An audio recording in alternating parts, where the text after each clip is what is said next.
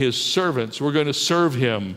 Revelation 22:3 says, there will be no more curse, but the throne of God and of the Lamb shall be in it, and his servants shall serve him. And when we serve him in heaven, it will be, so unbelievably great. Imagine working in an environment free from restrictions of time and money and selfishness and greed and sickness and tiredness and laziness and pain and frustration and even mistakes. How incredibly satisfying and rewarding it will be to serve in heaven, doing what you love to do with people you love to be with, and all for the glory of God. That's how we'll spend eternity in the Father's house. There will never be a boring day. You know what? I'm kind of encouraged by that. I'm sure you've noticed this.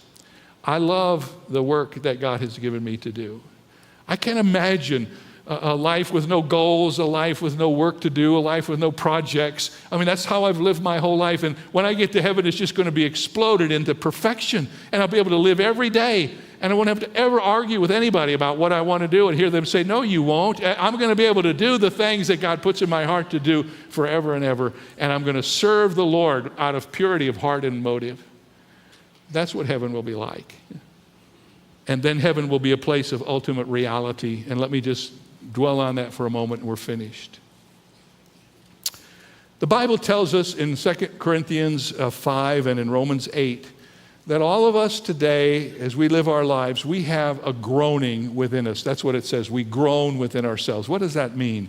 It means that in our hearts, and look up here for a moment, in our hearts we all know there's something more than what we're experiencing. You know, you have your best day and you revel in it for a moment and then you realize, it's over. I watch the NBA playoffs and see how hard these guys work to try to win the NBA title. But you know, they win the NBA title and people hear about it, and for about a week everybody remembers it, and about 6 months later you ask them, who won the NBA title last year? They can't remember who it was. They have this ultimate joy for a moment when the confetti comes out of the ceilings and everybody cheers and they have their parade back home, and then the excitement and all of it just fades away. And sometimes the aftermath of the joy is almost worse than not having had it.